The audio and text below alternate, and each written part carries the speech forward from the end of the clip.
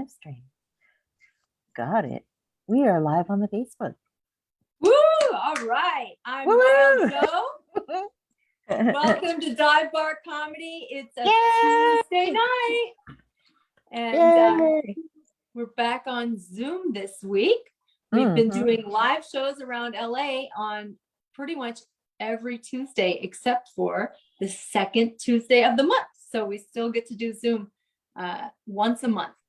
So we have a lot of comics from different places around the country who can't make it out to LA to do our live shows. So you get to hear from a lot of different people.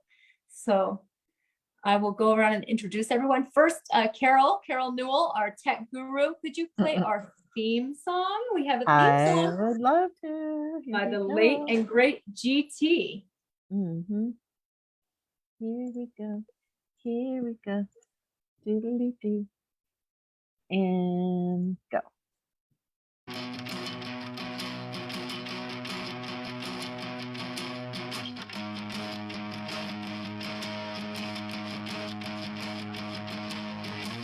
wake up when the sun goes down. I wake up when the sun goes down.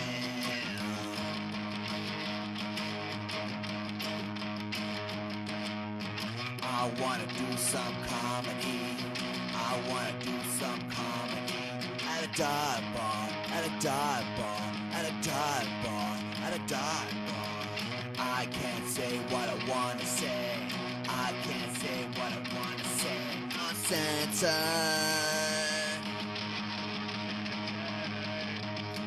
Dive bar comedy. Dive bar comedy. Dirty, bad, nasty comedy. Dive bar comedy. Dirty, bad, nasty comedy. Dive bar comedy. Dirty, bad, nasty comedy. Dive bar comedy. Dirty, bad, nasty comedy. Dive bar comedy.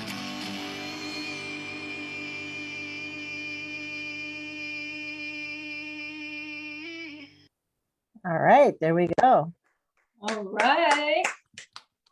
So let's run through our show schedule. We're doing the first Friday of every month at Witch's Brew. That's in North Hills in the Valley in LA.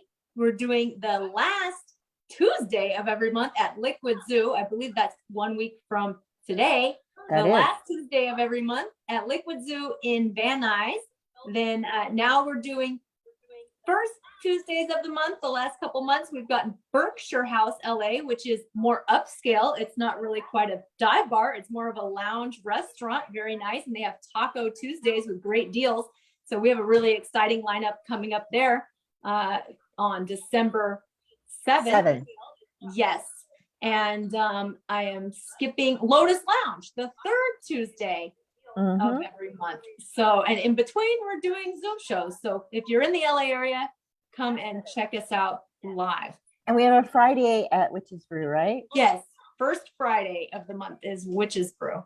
So that's rounding out our schedule. So we're having a lot of fun, doing a lot of bookings, doing a lot of live shows. And I know Carol has a zillion live shows. Carol, how are the live shows going with you, Carol? Busy. Every Tuesday with you guys. Wednesday have the open mic.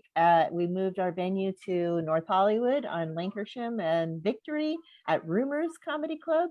And then on Saturday we have the Pan Pacific Park and still doing the Baja in K-Town. So that's it for right now. I am working on also trying to get a show at Berkshire House, actually. In Carol, mid-December. She not only steals my comedians, she's stealing my venues now. Wow. Oh, well. It's a nice place. It's a nice place. And hey, why not? As long as it doesn't, as long as they don't kick us out because of whatever dirty things Carol's doing there, it'll be fine. Don't worry, the manager is a very nice man. Oh, the way she said that. Sounds like she really likes him. So. And our last show at Lotus Lounge, everybody brought their own camera crew, which was interesting. We had like the big fuzzy microphone and the big lens camera. They're doing documentaries on stand-ups in Los Angeles. And there was another comic there, a woman who weaseled her way in on the show by telling me her husband is a pro photographer, videographer, and that he would give me pictures and video from that night if she could do a set. So I was like, okay, fine, whatever. Hey, And guys, Carol, use whatever you got. yeah, use what you got. She's working her husband. And Carol, you had the great idea of one of your shows of raffling off a photo shoot. How did that work? It worked well. Yeah, we raffled off two photo shoots. That was our Cool. show at the Nile spot. Are you going to be there again? We are not going to be there again. That's why I'm looking at Berkshire. Why? Because they charge a lot of money to be there. Yeah. I see. Okay. Yeah. So you got to make your money back. Mhm. Well, it's tough Yeah, job it is. producing shows. And is. it's a thankless job too, because you hear all these people on Facebook, all of these comics just complaining about having to bring people to shows and that kind of thing. And I'm like, hey, that's the least you could do, because not only are we having to promote, we're also having to book everything and organize everything and show up with the sound equipment and the lighting and all of that stuff. So That's right. you know, you're a comedian, you got to promote yourself. So Exactly. that's a fact. All right, let's get around and meet our comics. Okay, first I see Heather Dragulescu. I haven't seen you in a long time. How are you, Heather? Oh, it's been good. It's been a little crazy, but it's good. And where are you now? I am still in Henderson, Nevada, Las Vegas adjacent. Mm. Okay. And what brings you out there? My husband's work. So I followed because I wanted to buy a house. I wanted my own property, and that wasn't going to happen in LA. So Henderson's nice. I've spent time in Vegas. Henderson's one of the nicer suburbs. yeah, it's like every year for like the past couple decades, it's been the top 5 safest cities in America, which is so different than living in Chatsworth, where we had a meth clinic up the block. So real nice. What's the Las Vegas underground comedy scene like? Oh my God. Remember how like sometimes in LA you'll go to a 3 a.m. open mic, and it's just like the bottom of the barrel guys who have 5 minutes of talking, but it's not a set, and every single person has a bit on eating ass. Oh no. All of the scene. Oh All of no. Yeah, it's a rough scene out here. It's really, you guys should come out and show Oh, them. when you're talking about eating ass, though, that brings back memories of GT. He had a bit about eating ass, but it was about girls eating his ass. So I don't know if it goes either way or whatever, but it was all about swiggling it. Swiggle it. Really good. Do you That was ever his like thing. borrow his stuff? Cause you're like, well, you know. I mean, no, I don't, but I did find like his notes and they're pretty funny, but I don't know if it's my style. I mean, God. funny as in odd, bizarre. I don't know, but yeah, sometimes I want to tell like a story about him, which is basically his set, but I haven't actually done that much. Maybe I'll do a little set about his time at the LA Zoo today. Oh, that'd be Yeah. fun. So cool. So how about shows? So you're doing the underground Las Vegas comedy scene. What else has been going on? Well, I actually made the comedy sports pro team. So surprisingly, I've been going heavier into improv lately, which has been a lot of fun. Doing a lot of improv's bigger here than stand-up. It's kind of weird. It's got a much bigger, sturdier scene. But Wise Guys, Pauly Shore's new place opened up. And on Wednesday nights, they've got a really well-run open mic. So I've been trying to hang out there, see if what was his nickname? The Weasel. The Weasel. Yeah, he'll book me. I have a friend who's a burlesque star who tells me the story how she met him, because she told him all about me and that he should book me. And I was like, well, how'd you meet him? She's like, oh, I used to, do the parties at the Playboy Mansion. I was those nude painted girls, like, Oh wow. paint their bodies. And I was like, she's like, yeah, we would just strike up a conversation. And then we go out for pancakes like the next day. I knew a guy who became a burlesque star. I don't know, a female impersonator in Las Vegas. He was someone that did theater with my little sister, and then he dressed as Britney Spears for Halloween, and it went well. So he went to Rage in West Hollywood and danced go-go there for a couple nights, and then he went out and joined La Cage in Vegas, like bought a condo, performs 5-6 nights a week, and his name is Derek Barry. He became like a big star. He was RuPaul Drag Race, what, season 3, season 4? Something like that. Yeah, and he really looks like a dead ringer for Britney Spears.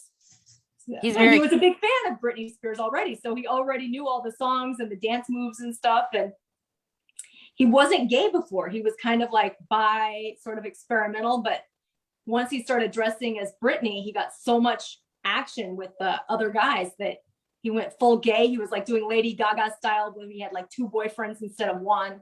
Oh my goodness. Yeah. Good for him. He's very cute out of Britney though. Yeah, he's a cute guy. Cute. Yeah. He's very cute either way. Yeah. Yeah. Sometimes you just fall into like your calling, because he definitely has her face. He's like a doppelganger. So he was meant to be a Britney impersonator. You must be so excited about the Free Britney going on right now. Probably, right?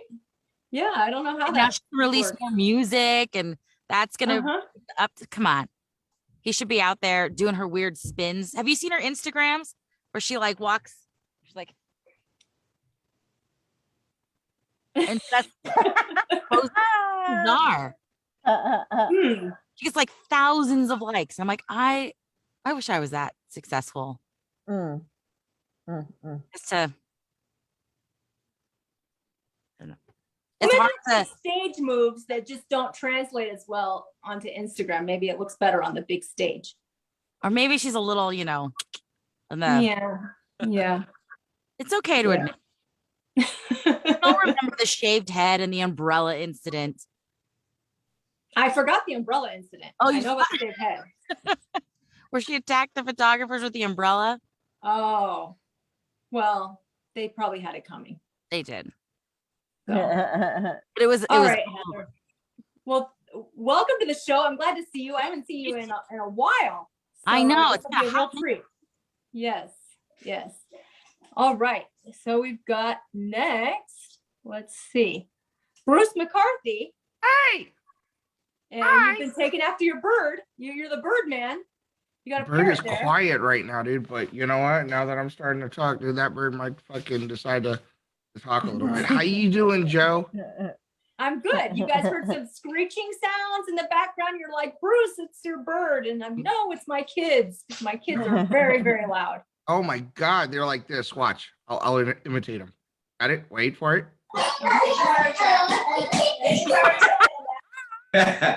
Recording. Oh God. You guys are lucky. You only get it in short increments. I have to listen to that all day. I mean, thank God for daycare. Like, all right. And they weren't always in daycare, but once they joined daycare, I was like, oh my God, this is what peace and quiet. Was this how my life was forever before this? I can't believe it. So yeah, those hours just fly by, and I'm just counting down like, oh God, I have 3 more hours until I have to pick them up. But anyway, they're very cute. So I have 2 cats. I got 2. I'm a foster mother. They're not my cats. I'm fostering 2 kittens right now. Oh wow. Yeah, they're cute. Dude. That's good, dude. Animals are cool, dude. Animals are animals are cool, dude. Yeah, I think it's good to grow up with a pet. I always grew up with pets. So I got a DNA test for my little dog, dude. Coming in the mail. Ordered it today. Oh, you don't know the results yet. Nah, dude, I'll figure it out, dude. I might live stream it. Or you know what I could do? I could go out to LA to California, dude, and I'll just shoot some fireworks to say what it is in the. Oh no, it's a bad idea. It's a bulldog. It's a bulldog and it's a fire. You could have a gender reveal party, but like with DNA. You know? a breed reveal party for your dog. I have no clue what this dog is. I found that dog in East LA. I worked for Terminex when I was out there. You know, bugs out there in Chatsworth, California. There's a dog barking, dude. So freaking, they sent me out to this job in East LA, and it was they had bed bugs and they had fucking cockroaches and it was nasty, dude. And I'm doing this job and it's 110 degrees out, dude. And there's a little 5-week-old puppy sitting in the front of in a box in the front outside, and I'm like, they don't want this dog. Because like anyone that likes their dog, dude, is not gonna leave them in a box outside, dude. So on the way out the door, I was like, so you don't want that dog, right? And they're like, no. I'm like, okay, well, I'm gonna take the dog. Okay? They're like, okay. I'm like, okay, I'm taking the dog, and I pick the dog up. I take the dog. And I text my girlfriend. And at first she goes, what was the word? Oh, fuck no. Fuck no, dude. And then I take a picture. I'm like, okay, I'm sending him back. Take a picture, send it to her. You know, cute as a fucking button, dude. Cute is still a cute dog. And I'm driving back, dude. And I'm almost at the house, and I get a text back. It says, just turn around, bring the dog. Aww. Now I have, actually, hold on. Baby animals are very adorable. Okay, he's getting the dog.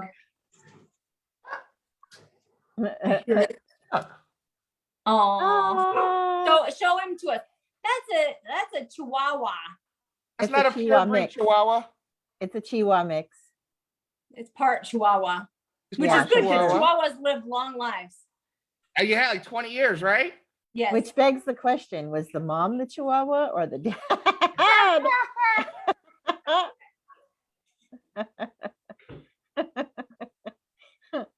My So anyway, Cocker Spaniel had I'm sex in with a wiener Carbondale, dog. Illinois, just south of Central Illinois, like the other guy. And we got a show. It's gonna happen this Saturday, dude. And it looks like, from what I'm seeing, dude, like 250 people are signed up to come, and it's got a fucking capacity of like 150 maybe. Dang. So I'm Can you move it I'm, outside? I'm- Can you make it in the parking lot, or it's too cold there? oh no, dude, I'm going full Travis Scott on this shit, dude. I met Travis Scott. He had a house on Hollywood Hills. I sprayed it for bed bugs. Oh shit. For bed bugs. We're going back to that, dude. But anyway, yeah, fucking packed. It's Bruce McCarthy presents, and it's fucking Carbondale comedy open mic, and I'm doing it, dude. I got a fucking PA system. I got fucking a Shure mic. I got a mic stand. What's the place called? What's it called? It's called Manny's Bar in Carbondale, Illinois. I'll All spread right. the word, man. I got a show giant. on Saturday. All right, go check it out. Who's speaking, dude? Who's the person? Loren. Speaking? Who? Lauren. Yeah, the guy you were talking to from Central Illinois. Oh, what's Loren up, Lauren? Ackerman. Lauren, I'll hook What a up with you, bro. freak. Yeah, dude. I love you, by the way. Hey, no worries. I was going to spread the word for you. I'll hug you if you want. Those guys are almost neighbors. That's I'm in amazing. the middle and he's at the bottom, I think. Yeah, right? dude, I am a bottom. Come on. I'm a power bottom. Anyway, Joe, it's always such a pleasure to see you. Aw. You know, you guys have got a freaking special place in my heart. I remember meeting GT for the first time. I was fucking auditioning at Flappers. They had a little audition for their shitty fucking side room and shit. Mhm. And he meets me like a drug dealer, dude, out the door, dude. He's like, "Oh, come here, man." Like, okay. I'm like, I'm thinking to myself, dude, I don't want anything. This guy's fucking yo. I'm like, yeah, dude. What's your Facebook, man? And I'm like, yo, dude, I got a girlfriend, man. Same thing. I got a girlfriend. Ah. Sorry, bro. but if I was gay, dude, I definitely would give you the D. I promise. promise, dude.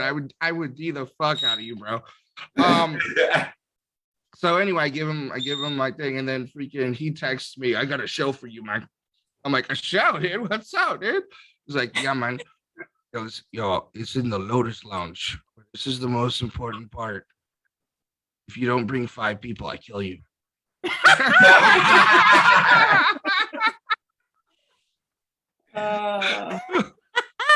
Joe, am I crossing lines? I'm sorry. No, it's fine. Okay. Oh man. We can't have an hour and a half show about Bruce though. This should probably move on. All right. Well, it's fun, and I hope your bird chirps up later. He's starting to dance, dude. He's starting to. Because he has a lovely voice. I know. So you hope he sings. He might do Hunger Games today. Oh, that would be beautiful. All right, let's see who's next on our list. No Filter Paul. What's going on, Paul? Hey, Joe, how are you guys doing? Nice to see you. You got some flags there. You're representing your country. Yeah. Huh? I feel I could fit 1 or 2 more flags in, but I tried. This is actually my basement. Yeah, I'm thinking maybe I could take out more alcohol and put some more flags in. So where are you now, Paul? Where are New Jersey, in New Jersey. Okay. And it's getting cold here. Yeah, you know how I know it's getting cold? We have stuff for Thanksgiving, and we left it in the car because there's no reason to take it out of the car because it's so fucking cold outside already. Oh wow! So your car is the refrigerator. Yes, just wait. I unload it all and then drive it to the mother-in-law's tomorrow. So yeah, it's pretty crazy. I like how Bruce was talking about being brought up with pets. I was brought up with pets too, and Penthouse sent me a different one every month. Oh boy. All right. Wow. I think I do like that. I do like seeing Bruce without his Piff the Magic Dragon outfit on. That's pretty cool.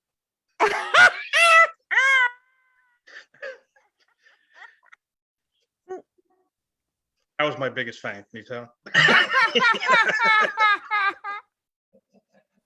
So what's been going on in New Jersey? You going out hitting the mic scene or doing shows or what? Oh yeah, I mean, yeah, we're doing shows. It still hasn't come back as much as it was before. We're at about, most of the shows you're getting about half as many people as you used to. You used to get like 100 in a room, and now you're getting like 50.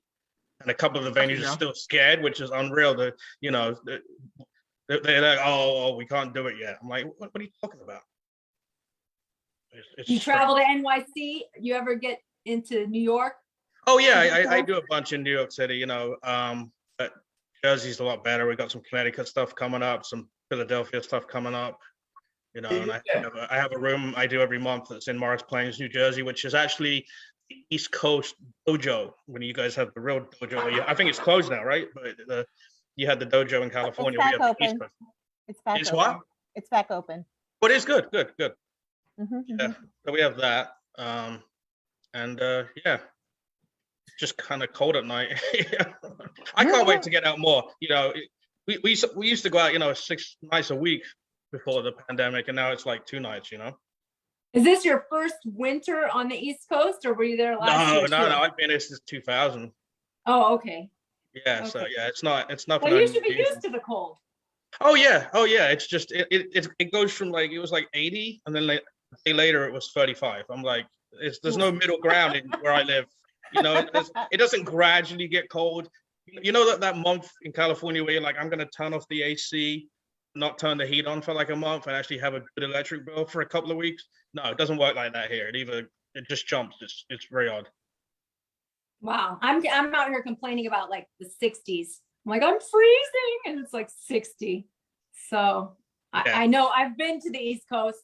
It was very scary. I went from one building to, I was looking for a Barnes and Noble, so I had to walk about a block, and I really thought my nose might fall off by the time I got there because you know where it's worse. The elements. January in Chicago. I was in Chicago one January, and it was you'd walk that same kind of thing, and it would feel like a sheet of ice hitting your face. It was really, really, really, really cold. Wow. I bet that's with the masks. I don't know. And then your humid air, probably freezing little ice crystals forming on your nose. I've had 45 vaccinations. I'm not wearing a fucking mask. I don't give a shit what anyone says.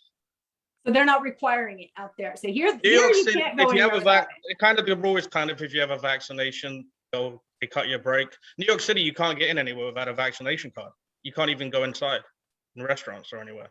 That's what they're doing in LA also. They made me check the door for vaccination, proof of vaccines at our last show because the bar will get fined, and she said she would pass the fine on to me because it was my show. So I'm That's like, awesome. okay. Yeah, so they're doing everything here though. They're requiring vaccines and masks. So but in the bars you have to take it off to drink. So it doesn't really make sense. People start with a mask and they take it off and they have it around their chin. Before they did the vaccine thing, if you went into like a diner, you had to wear the mask until you sat at the table, and then you could take it off at the table. And a buddy of mine does a whole bit about in New Jersey, the COVID is only 3 feet off the floor. It's not below that. So when you're sitting at the table, you can't catch it. So, right. like, what are they talking about? Yeah, they did a lot of things that didn't make any sense. Like the bank, you can't use all 4 doors anymore. You can only use 1 door. I'm like, how does that help anything? Now everybody's going through a bottleneck anyway, whatever.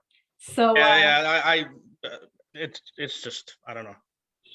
Yeah, a lot of. You think it's hard here? Try international travel.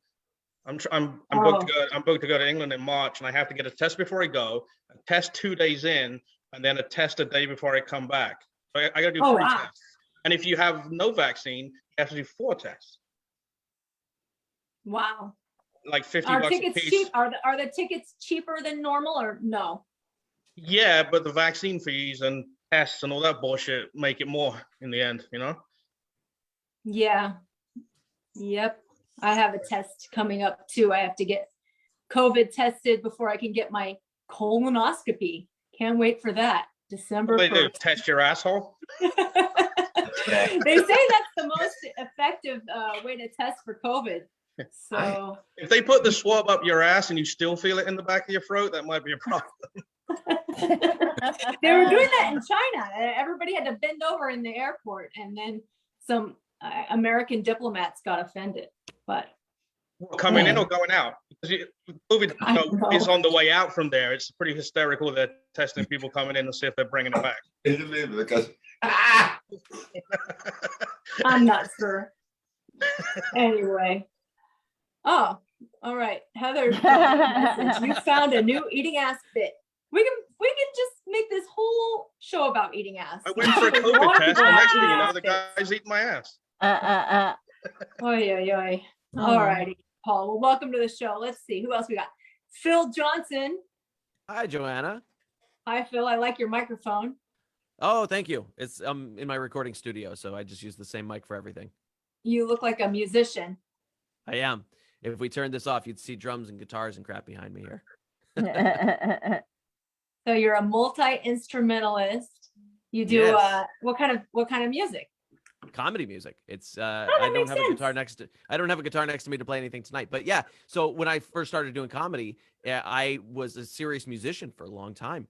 And then I wrote a couple of funny songs that started to stick to people. That's what they liked. I started doing those. And yeah, that's how I fell into comedy. I didn't start doing stand-up until I was 2 or 3 years in. I was just living on comedy music for a while. And then I caught all the, you're just a guitar comic. So I decided to learn how to do stand-up too. So I could show them all up. Oh, that's great. Well, there's a market for all of that stuff. There's a cover band that does hilarious, like talking in between their sets, and they go full out, and they're very popular here. I think they've gone out to Vegas also. So is that the Dan band you're thinking of? I don't think so. I forgot their name. I can't remember. They used to do the Mint, I think, or maybe it was the Roxy. It was the Roxy every Wednesday, and for years. And then now they were going back and forth between the Roxy and Vegas. They would have midgets on the stage. I don't know. It was wild. It was a lot of fun. A lot of fun, but I always liked flirting with midgets, but they never liked me. They never liked me. I don't know. I think flirting with midgets could be the name of your stand-up special. Yeah, if I not, might get banned. Might be worse than Chappelle. I don't I think get they banned like before to I be even called become famous. midgets. No, I don't think so. Flirting with little people. Yeah, Mm. they're heavy. They're not as lightweight as you would think. They're very heavy. They're dense. They're dense, yeah, because they have the trunk of like a normal sized person, and so you can't just like throw them around, like you would think. So I'd really like to ask somebody, would you rather be called midget or dense? And they'd probably be like, midget. Be midget. Nice. Yep. But yeah, the music, So what the else, music Phil? thing is So fun. where are Nice. you? Where are you? San Jose, California Oh, great. is home base. Yeah, San Jose, California. And yeah, I've been actually through all the pandemic stuff, because I mean, stand up online and things it works. It's fine. I've been doing a lot of it, but I've been leaning way more back on my music stuff than I have been. I put out new songs and stuff every 6 weeks. And so, yeah, it's been, there's always something to keep me busy, which is nice. That is nice. So are they doing live shows in San Jose, or are you doing live shows in San Jose now again? Yeah, they're starting. I mean, San Francisco's starting to come back. San Jose, our improv here is back open, and Sacramento is pretty well opened up again. I have been, well, the one thing I really didn't miss during the pandemic was hustling for gigs. And so I've been really hustling for what? Gigs, shows. Gigs. Oh, Yeah. Okay. And so I've really been having a hard time getting myself to sit down and send out those avails emails and things like that. So I'm not doing as many shows as I would like to be, but I've also been very busy with other projects that all go into the same pot of entertainment anyway. So I'm doing a few shows. I'm playing a place in Pleasanton, California next week. I do have a Northwest headlining tour booked in March. I'm going to go out for a week and a half and do a bunch of headline shows up in Washington and Oregon. So it's starting to come together, but man, I just sitting down and tossing those emails out into the ether to be ignored is still soul crushing as it was before. So that's how you're getting these big headlining shows. It's just emailing a lot of different people. Well, I mean, that's part of it. That run is all bookers that I've worked for over the years, and it's casinos and clubs and, things like that. It's all places I've played for a zillion years. Right. So just kind of going back to them now. Great. Yeah. Build those relationships and that's use it. them. Yeah. Gotta get out there and shake the babies and kiss some hands. Don't shake babies though. All right, Phil. Well, welcome to the show. Thank you. It's good to see you. You too. All right. We got David Berger. Hello. Under all that hair somewhere. Yeah, I know. Well, so much less hair now. Oh, how long was it? My braids? Mm-hmm. I don't know. I can't remember. Oh, well, super. Well, glad I was a real figment into your life. I was too busy looking at your face. They were like down to his ass. I No. can't take my hair. Hold on.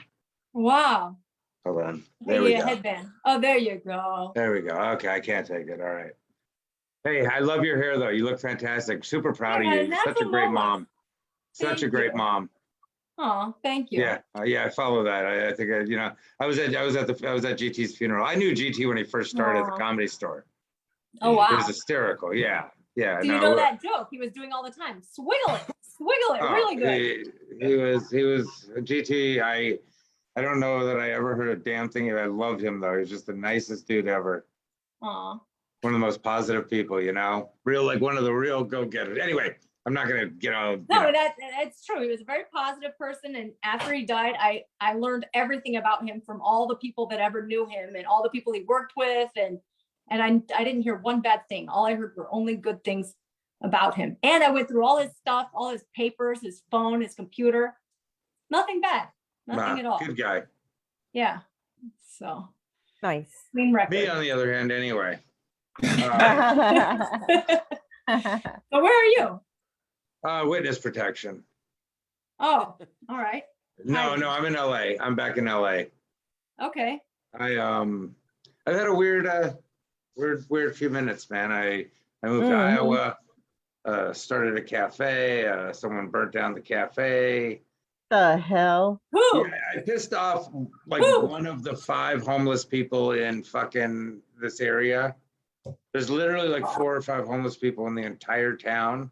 And I pissed this one guy off because I told him he couldn't come in there and take his shoes off and get hot water for his coffee grounds. And so I don't know. We don't know yet. There anyway. It's a whole thing. Blah blah blah. So it. So he burned your place down.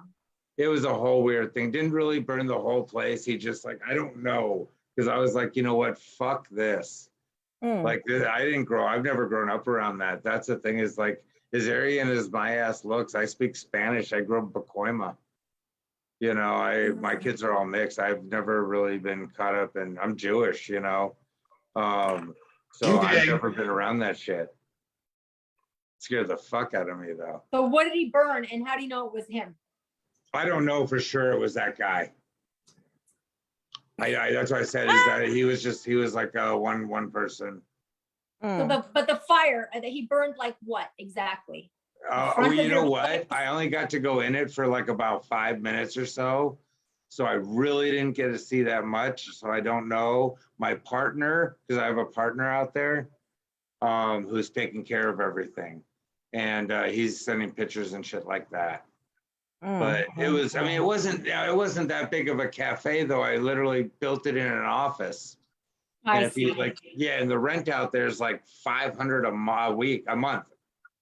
Nice. Like for a big place, it was like $500 a month. I mean, it was joke money, you know, but it's not the point. It was just, it scared the shit out of me. Well, I'll tell you what really scared the shit out of me is I had weed in there and I was also trying to well, it was a whole thing, but a pot deal. But in fucking Iowa, like it's like Nazi Germany, man. You get caught with a drop of weed. You get caught with resin on your lips, it's fucking 6 months. Oh, like, wow. Yeah, the place is insane with their weed laws. They're real, like fucking don't smoke weed. And the So did cop any found, weed burn during this fire? Because that would make a strong smell. Sorry, I got these cats. Yeah, well, that was flipping me out too. And so yeah, the whole thing was weird. Anyway, it's been a wild time. What do you do? You know? So you're back. So right now I'm back. I got to figure everything out, but you know, just living in this bar. All right. So you're not doing live shows? You're only doing Zoom shows or? No, I'm actually normally only doing live shows. Oh, okay. I just, I don't know, when you hit me up, I was like, hell yeah, I didn't know exactly what it was. And I think I was still there and everything was kind of happy. Like I had a huge apartment out there, a thing with hot tub. I love hot tubs. Oh, nice. And so, yeah, inside had a hot tub and everything. It was pretty cool. Yeah. I mean, the whole town's wonderful. The people are amazing. There's just like, you know, just some weird old fashioned 1950. Because, you know, my daughter's Black and Jewish. And so. Do you think it was a racially motivated hate? No, I think it was, I pissed someone off. I'm good at doing that. Okay. Huh. I'm like Paul, man, just never saying the right thing. Well, we're gonna have to find out. I didn't know anything about any of this. What'd you say, Paul? I didn't know anything about what you guys are talking about, your loss and all that. I had no idea about any of it. So Berger got mad at me. I didn't have any idea about it. So. Paul's like, I wasn't even in the town, man. I'm like, I didn't think it was you, Paul. No, I meant the other stuff. I already, you know, I didn't know. Now I'm gonna have you checked out. No, but no, I like Paul. I love your voice, by the way. Great accent. Anyhow, yeah. So I've just been, I've been doing a couple like mics and a couple shows. You know, it's like when you don't really feel that funny anyway, and everything's kind of.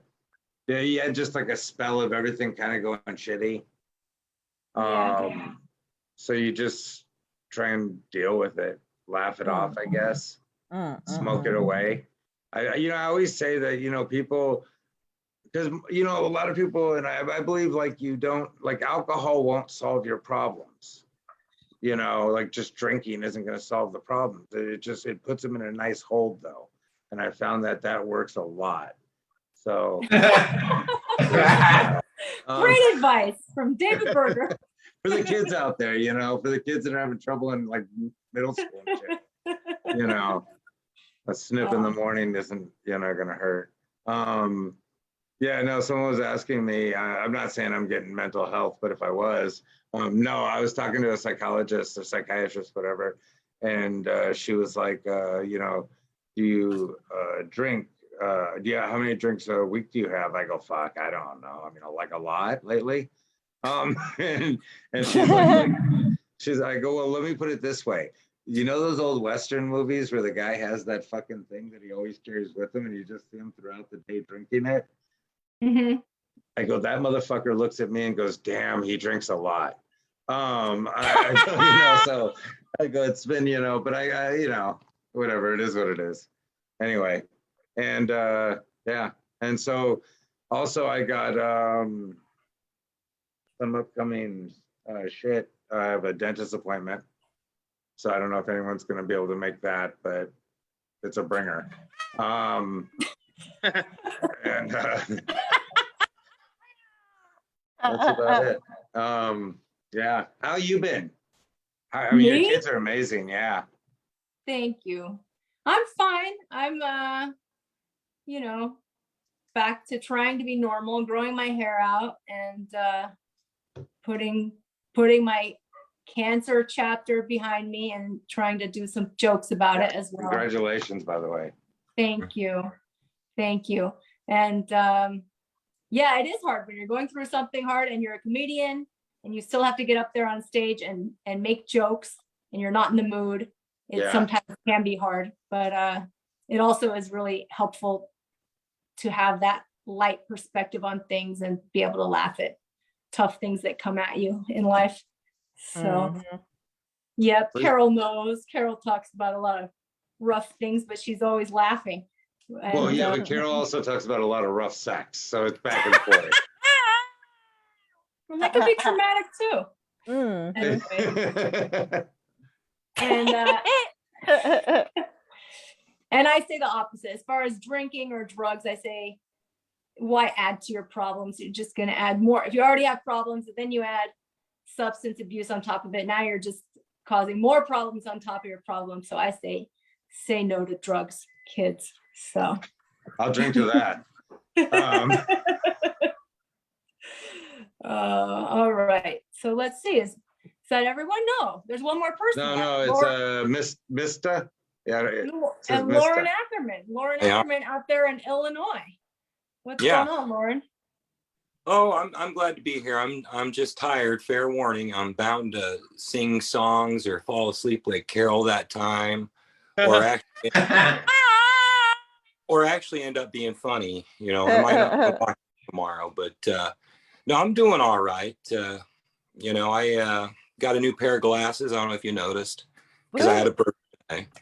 I'm glad to see that I'm still drawing small crowds at the comedy shows. And, other than that, and like I said, I had a birthday. I have a lot of young comic friends in their 20s and they were talking around that time. One of the things was, what would your 45-year-old self tell your younger self? And I said, well, I just turned 44, so I'd say, hurry the fuck up. But, no, I've been keeping pretty busy. I got some film projects going on with friends. Touch a subject there for you. I'm not going to ruin anything. It's my movie. I'm directing and starring in it and everything. It's called Dying for Laughter. And comedy's the backdrop and the character gets an illness. So I'm pretty proud and ready to work on that. But other than that, I've been hitting clubs, doing mics, shows. I'm doing pretty good. One of the shows recently, I got paid in pizza and soda. That's a comic's way of putting, But how have you all been? It's been a few months since we worked. We're good. So out in Illinois, it sounds like, Bruce McCarthy said he's getting 200 people coming to his show. So how are the shows out there? Is it easier to draw a crowd or what? Yeah, depending on the size of the place, but a lot of them been packed. Like Saturday's show was packed. It was a good time. And a lot of big things happen. I got another show this Saturday. I hope my boss doesn't watch this. Since then, I've got work at an art studio and I don't do drugs. But I got a Tokes and Jokes marijuana thing on Saturday, and it's going to be a good time. I get to take a +1, so I got a lot of people going, "Hey, Loren, how you been?" But a lot of goodies going to be given. But Oh, no, cool. really, I went and did St. Louis. I've been traveling. I'm yet to hit Iowa like a couple of those guys over there. But is it Monks? Is it called Monks or something in Iowa? Well, anyways, I'm going to be hitting other states as well. Cool. Yeah, take it on the road. Well, that's what I've done pretty much all summer, every chance I got. I can't even name all the clubs and all the people I can thank for the opportunity, but it's been a blast. And so how are you getting these? Are you doing the cold emails, or are you working with the certain bookers? I think people have seen that I've been working for it. I've made some good relationships, a lot of good people, and I've been recording a lot of these things and giving tapes, and we've been working together on shows, got some projects coming up, just being myself, being kind, not worrying about the whole pie, but everybody getting a piece of the pie. You know what I mean? Right. Just being me, I guess, and it's finally paying off. That's great. Oh, well, good to hear that. And I like hearing from people that are in different parts of the country and that have traveled to other parts of the country and kind of see how the comedy scene is doing all over the US. And it seems like it's all coming back to life slowly but surely. So I'm glad to hear that. Comedy here, over here, a lot of safe. I've been vaccinated. I wear the mask and stuff, but overall, everybody's happy and healthy, at least at my parts. Great. All right. So Mista See. Yeah. See, looking good. He's got his little hoodie robe collection going. Leopard or cheetah. And yeah, let's get the East Coasters on first because they're up late. And let's start the show. Woo woo. Ooh, all right. So it's time for the Dive Bar Comedy Show. Let's get it in. Of course, I'm Mista See the Enforcer. I got my monthly robe on today for my outfit. And we talked about something earlier, GT's booty jokes. As a longtime GT guy, and my guy Berger may remember this, GT had a joke about him sticking his finger in the buttocks of multiple races of women. This one tastes like Oprah, actually fried chicken. This one tastes like paella. GT, it was so offensive. He did like every race and whatnot. He made like some nasty term up for how each vagina tasted on his fingers. Yeah. That's GT. Yeah, oh God, he was such an animal. He was a comedian's comedian. He couldn't make a single person that was a regular person laugh, but the comedians died. It was the craziest thing. And actually, after he met Wild Joe, she actually formed him into a better comedian. I wanted to see one of his shows. I was like, yo, GT, you actually funny this time. This Wild Joe thing is working. She softened him because he was, you heard what she said about the notes. She had to burn them immediately. That's all I'm saying. She needed time. She's like, okay, all right. I had kids with him now. I'm stuck. You know what I mean? I'm stuck. I can't do anything about it. So you guys ready for the comedy show? Yeah. So we got 5 comedians. We got a couple from the Illinois. We're going to bring one of them out here right now. This gentleman is a classic family favorite. He actually told the story about the first time GT tracked him down. I, too, have had the GT experience of telling him, hey, dude, I got a girlfriend. You're a little aggressive, bro. You're a little aggressive. Like, hey, I got a show for you, bro. Next day, just like Bruce said, and this gentleman knows what it's about. You guys ready for this gentleman? Can I get a yeah? Yeah. Yeah, clap for the BM. He's the Megan and Mac Daddy that gets baby mamas left and right, Mr. Bruce McCarthy.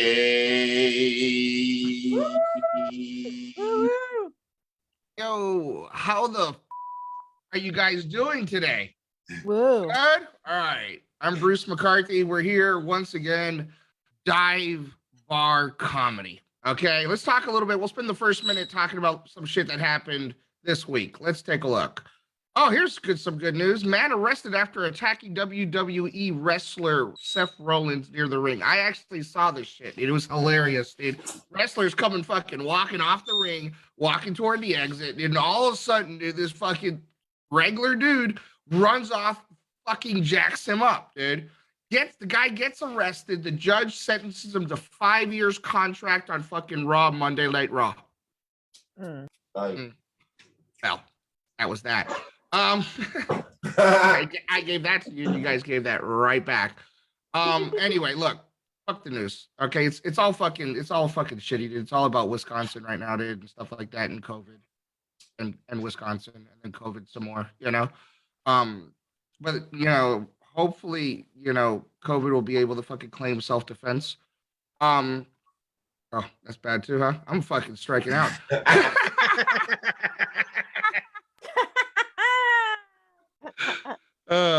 Anyway, let's take a look. We can talk a little bit about oh, you know, I used to work pest control. We talked a little bit about that before, dude.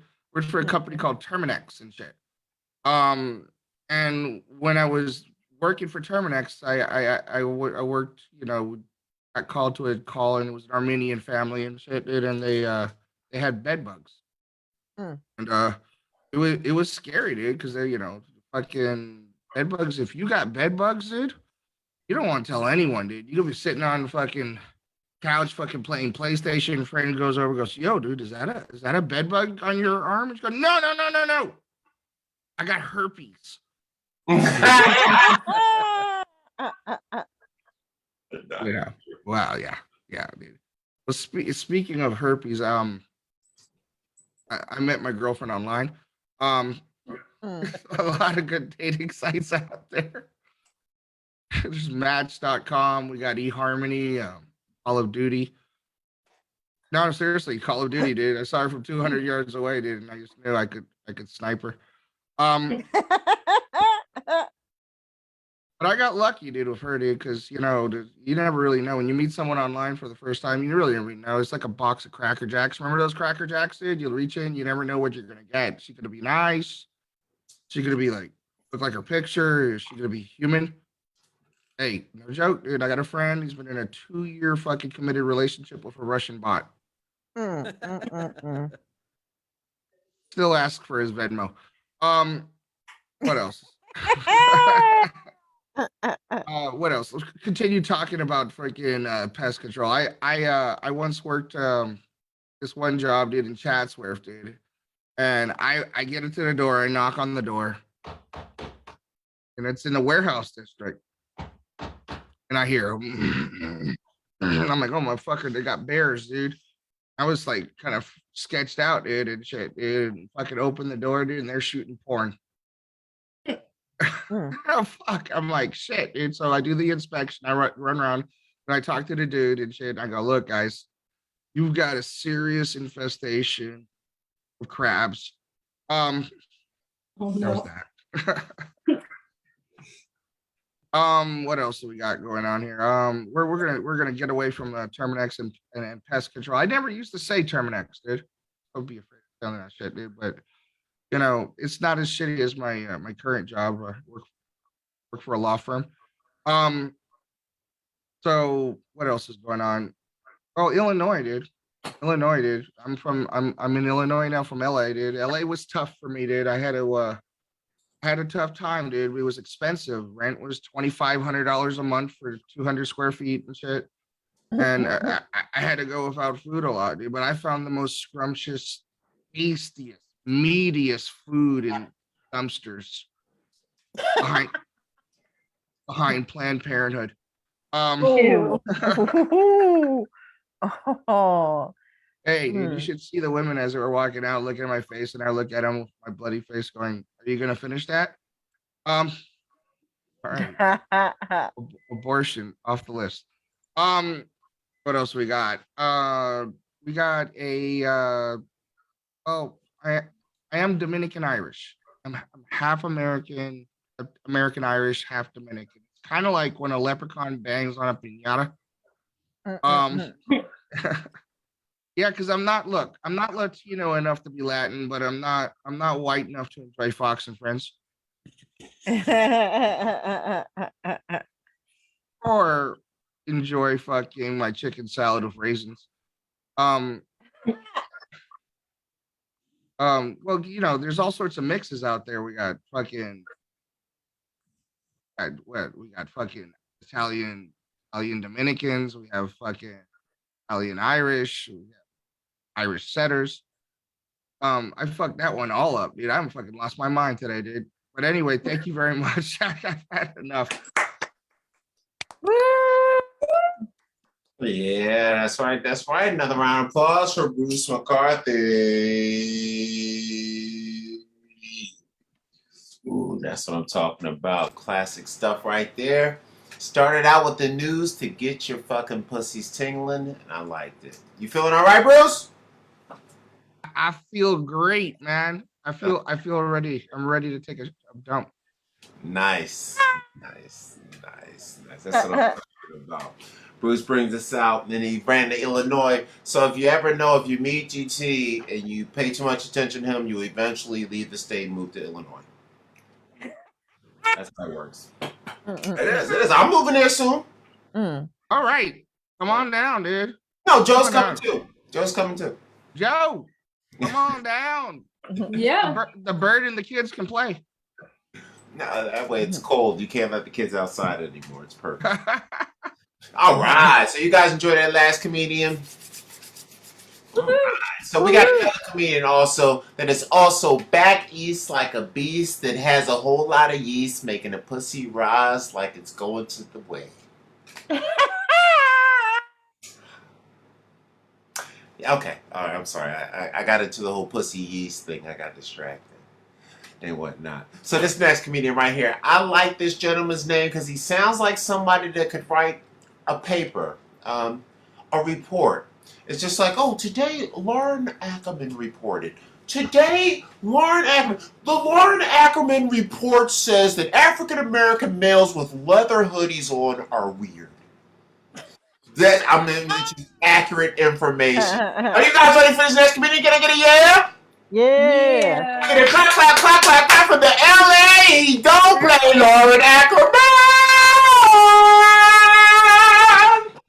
Hey, I like the way you say my name. I'll tell you, I caught a lot of shit for that growing up, Loren Ackerman.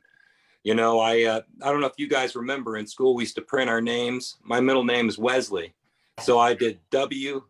Ackerman, Wackerman. I didn't think that through, but I lived up to that name all the way through high school. But, you know, I thought it always could be worse because I legit went to school with a bend over, Mike Hunt, Mike Howe, and those are real names. And Ima Cummings, she was a really outgoing girl. And let's see, Mona Louder. And she caught more shit than I did. She changed her name to Chastity. It didn't help anything. She was still voted most likely to get pregnant in the high school yearbook. But I actually I worked with a guy named Mel Lester. If I would have went by Melvin myself. And in college, I had a teacher. Her name was Miss Pussy. So I went, hey, Miss Pussy. And she goes, it's Pussy. You have to use your tongue. And I didn't do it. I got an F in her class, and that wasn't for no fellatio.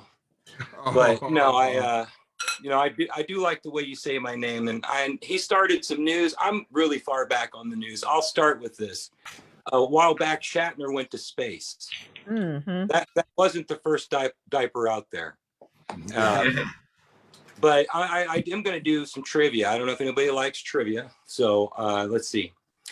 I don't know if anybody knows this. A long time ago, Route 66 in Albuquerque, New Mexico used to be a camel trail.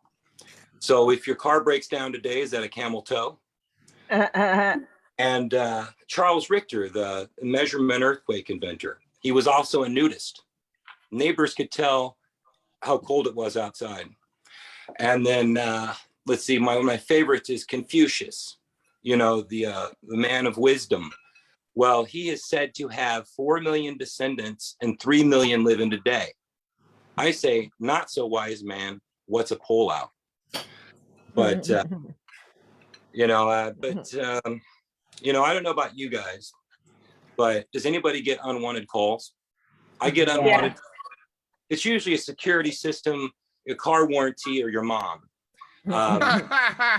You know, I don't care. When I'm sleeping, Jesus couldn't sell me one of them car warranties. So, you know, I decided to have fun with the operator one day. And she goes, "Are you Loren Ackerman?" And I go, "Yes, I am. What's your name?" She goes, "Monica." So I start to, you know, breathe real heavy. And I do a long, awkward pause. And she goes, "Are you okay, Mr. Ackerman?" And I went, "Oh, yeah. I was just thinking about my extension. And I wasn't talking about my car warranty." And, you know, so she kept going, and so did I. So as we're doing this call, I go, "You know, Monica, I have a fantasy that me, you, Jake, and Flo, the duck, the emu, and the Geico have an orgy with Samuel L. Jackson, because I'm not interested." You know what that expression, what do you put in your orifice? But I guess you could say I cock blocked a car warranty. I am not paying attention to the time. I don't want to go over, but I got a puppy recently. Her name's Lexi. And she's kind of one of those dogs you wish you could take back, but you can't because you love them. I nicknamed her Dyslexy. My daughter said, "You can't do that." But and she's hyper. It's a German short hair pointer. It's like she's done cocaine, a pot of coffee, and I can't keep up with her. But it's improved. Really, I can't. It's improved family relationships, though. Like with my mom, for example, she's got 7 cats. And she said, "You can't come over if you bring the dog." Well, if I'd have known this, I got a dog a long time ago. But, you know, she's just jealous that I love another bitch. But you don't know my mom, but, you know, she heard I was telling that joke. And she goes, "Son, watch it. You could be a stain fading in a 57 Chevy in a junkyard right now." And, you know, good thing she shut her mouth once or I wouldn't be here. But I haven't paid attention to the time. I've got more jokes. If not, I yield my time to the next. 2 minutes. 2 minutes. Okay. All right. I had told this joke. Well, I had a show the other day. There was 4 birthdays at this show we did. And it reminded me of a story that I wanted to share. And it's one day, a long time ago, an ex-girlfriend called me and she goes, "Hey, get the birthday suit and come over," and hangs up. So I'm thinking, oh, okay, birthday suit. So I run to the kitchen and I grab some icing, and then I go into the closet. I get some wrapping paper. I get a bow, and I even had a balloon. So, you know, I'm getting in the car and I'm putting this stuff on, like doing some MacGyver shit. I'm getting in the neighborhood and I see the lights are off. So, you know, I'm walking down going, "It's my birthday. It's my birthday." And I get in the door and I hear, "Surprise." It was her her grandma's 96th birthday party. So when I'm standing there with the icing down here, the wrapping paper, the bow, and the balloon, Grandma walks in and she goes, "Indeed it is." Smacks me on the ass and she goes, "I get to beat her." And I said, "Why not? It was her birthday." So, you know, I learned that a birthday suit is a suit that you wear to somebody's birthday. And, I got about a minute's time here, and my parents are getting older. My daughter was talking to my dad and she goes, "Hey, Grandpa sounded funny." So I go, "Funny how? Did he amuse you or confuse you? Is he going senile or is he like a clown?" But Goodfellas, love that movie. But anyways, you know, he's a good dad. When I was a kid, my brother and I, he comes in, he throws a Playboy down on the table and a box of condoms. And he goes, "Don't be a fool, cover your tool." So I'm 10 years old. I'm confused. I'm going, what am I supposed to do with these water balloons? And why is he talking like Mr. T? But I had to have that conversation with my daughter, and I was real gentle about it. I even took my hands and I'm going, when 2 people get together, they share and they love. She goes, "Dad, I've seen Look Who's Talking." So I think, shit, I don't have to say it. She goes, "And I've seen Pornhub too." So what can you say to that? you know, I just let that one go. I think she's doing okay. We're no Dr. Humbles, that's all I'm saying. But I yield my time. Thank you. Woo! Yeah. Another round of applause for Loren Ackerman. Woo! Outstanding. Excellent.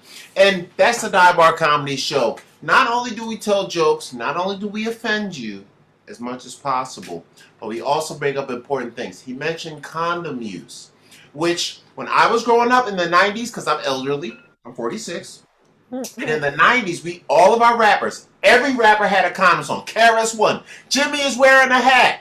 You know what I'm saying? TLC, they had Left Out with the condom on the eye.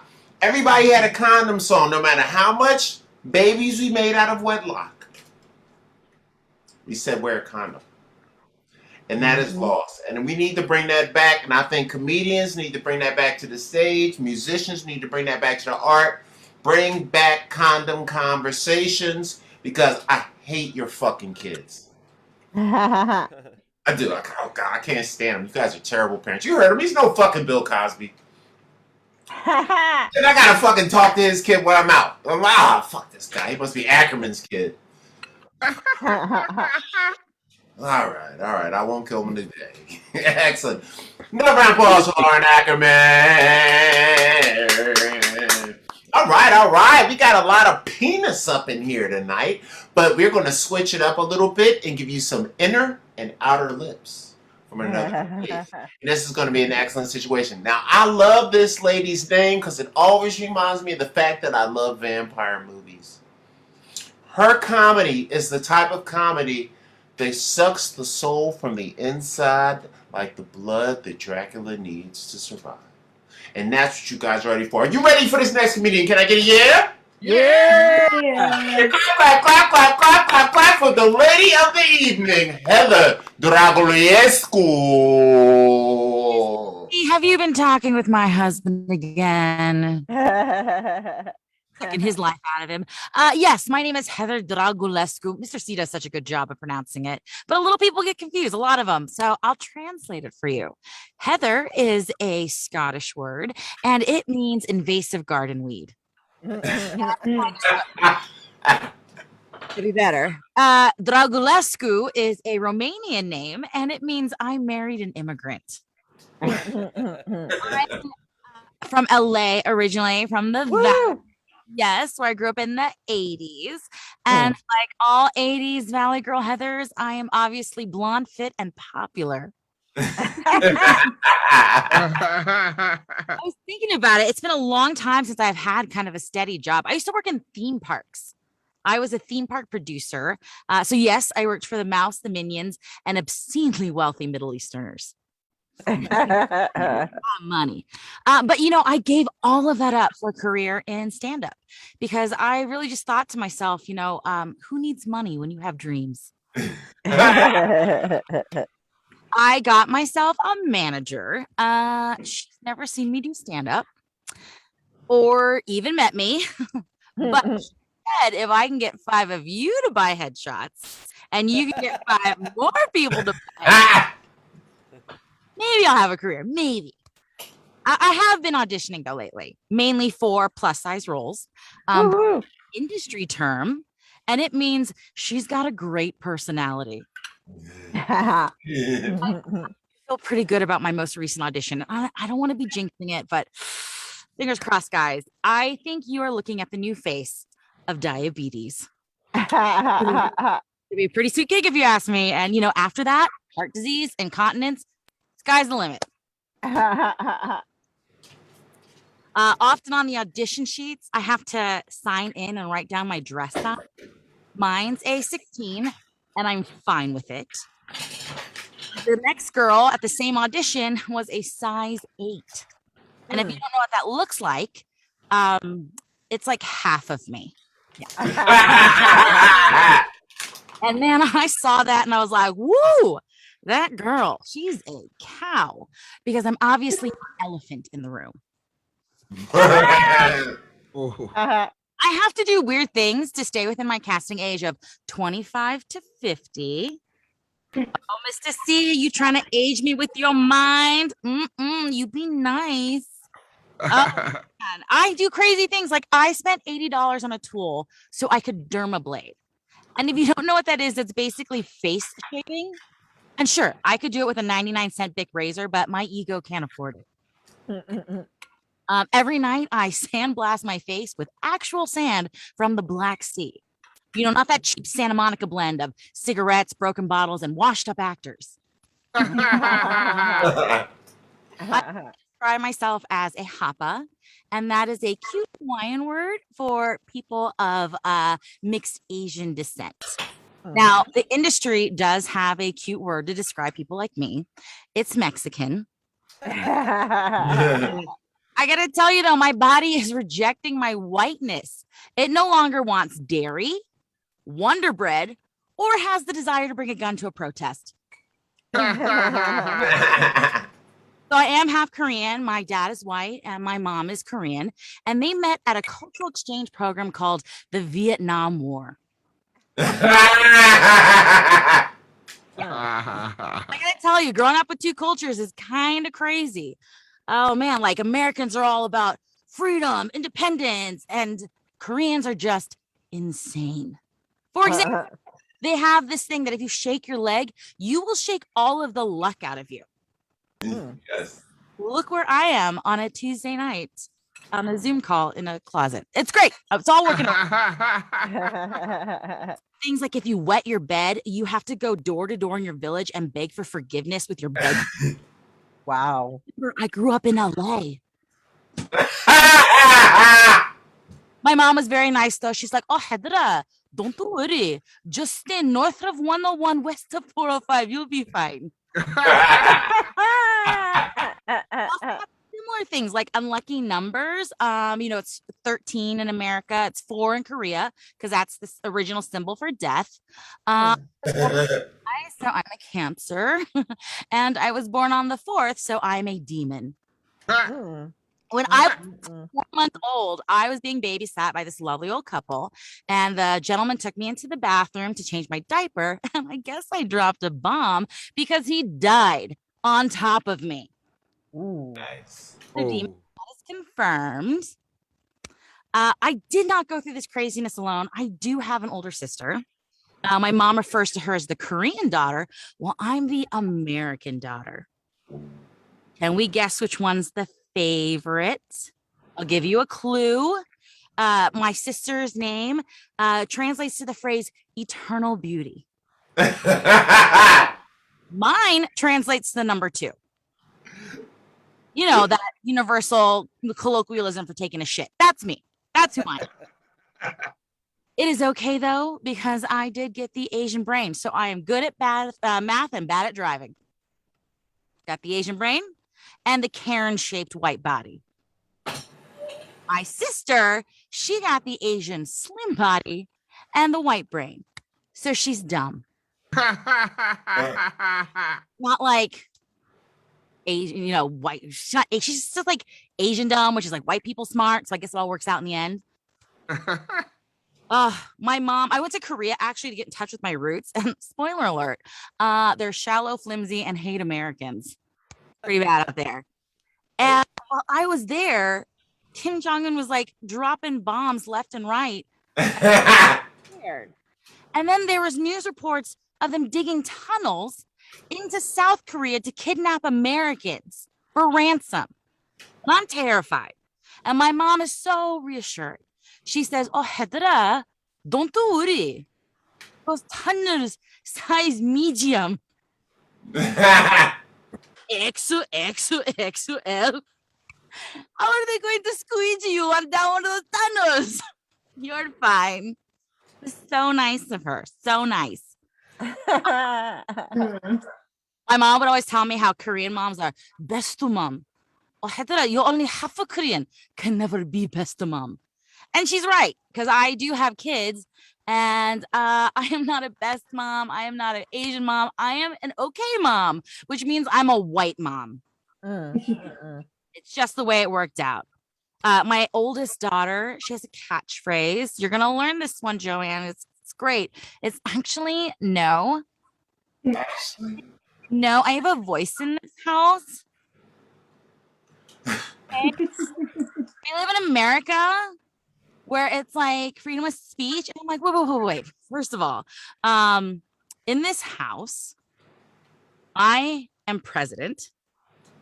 Your father is vice president.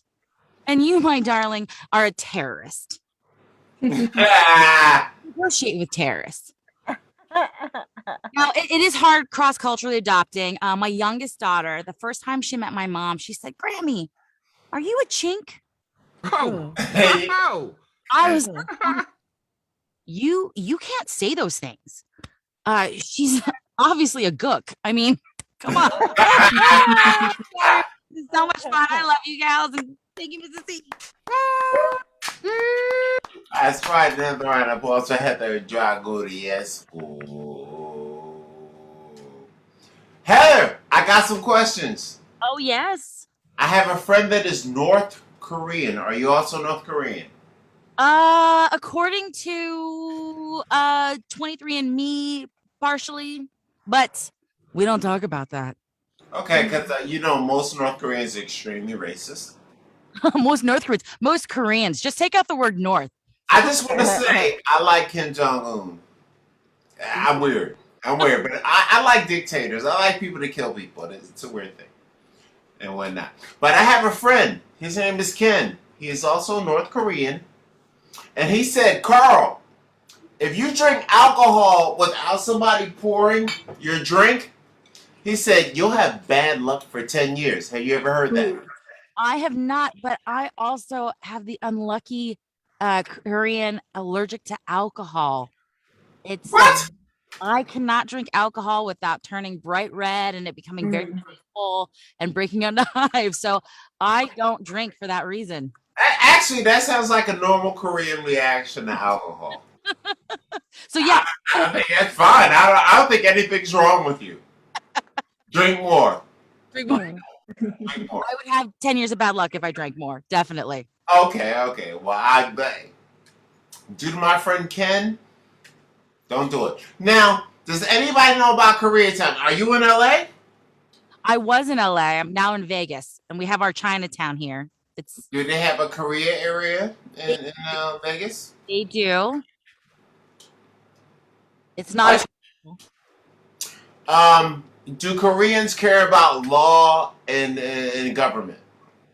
Do we not remember the 1992 LA riots where the Koreans ascended to the rooftops of their businesses? Of course they care about it, but they know that LAPD is not going to show up. Now, I'm going to tell you, I have a thing. I believe that Koreans are the black people of Asia. I've heard that. But they are. They are. The North Koreans and South Koreans, they lie to themselves. They think, oh, we're so nice. No. It's just the Taiwanese like Asian this, niggas. That's all I'm saying.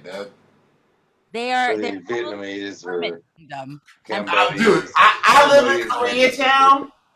Oh. You can do anything you want here. You can kill. They'll be like, oh, well, you go ahead.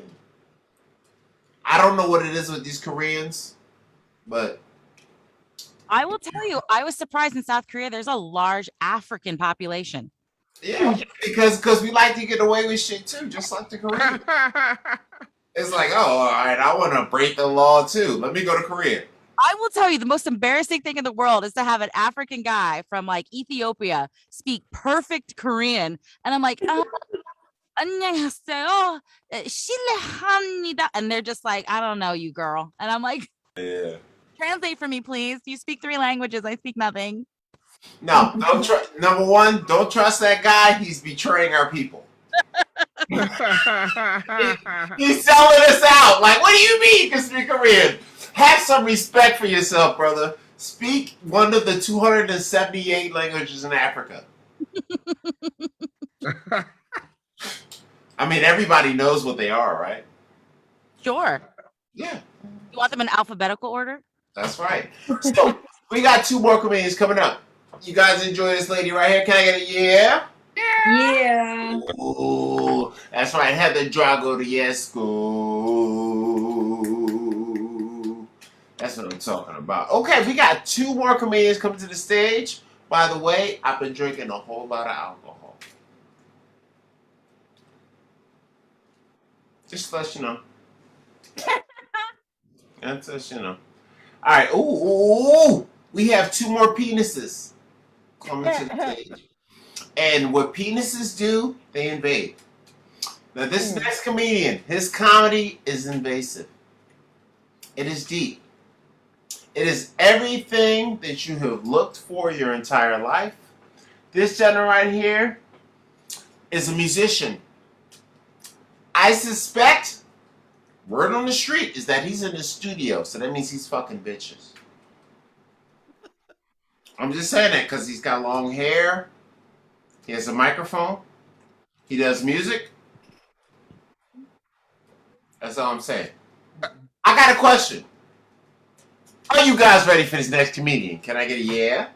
Yeah. That's right. This next comedian comes to stage is a bad motherfucker, and he does a whole lot of good music. He's a nasty boy, and let me get a clap, clap, clap, clap, clap, clap, clap, clap, clap for Phil. He keeps it real. Johnson.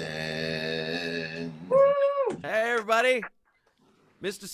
C, is that a picture of CeeLo Green behind you? Back to your left. Your other left. Your other left. He doesn't know which one's left. Oh! Is that? It's Biggie. Oh, it's Biggie. Oh, okay. It was very small on the screen. It's Biggie. Okay. Well, technically, Biggie is like the rap version of CeeLo Green. Okay. It would. I don't. It would seem weird to have a picture of CeeLo Green, but it totally makes sense to have a picture of Biggie. I don't know. See, I love CeeLo's my favorite singer, who's part human and part Tyrannosaurus Rex, because he's got the tiny arms. It's so wonderful. So anyway, my girlfriend and I, a couple years back, we took a trip to Italy, and we were in Rome. And we took one of those true crime tours where they take you around all the historical dens of thievery and murder and corruption. And there was just one stop at the Vatican. And because there's loads of crazy evil Pope stories. Like there was Pope John the 12th, who took the throne at the age of 18 and immediately started having sex with anything that would stand still for 2 minutes, just including his sisters. Oh, he was that kind of guy. You got problems when your Pope's doing things that Pornhub would have to remove. He was like, I'm Pope Poonhound the First. He was all over. He screwed anything that wasn't nailed down, which, by the way, awesome slogan for a carpentry company, right? We screw anything that's not nailed down. I think that would be good. Then there was Pope Boniface VIII, who said that pedophilia is no more problematic than rubbing one hand against the other. First of all, ew, gross. Second of all, pretty sure he was doing it wrong. Yeah. I don't know what he was doing, but if he came in for the handshake, I'd be like, nah, that's okay. That's all right. I don't want to turn you on, man. It's going to be all right.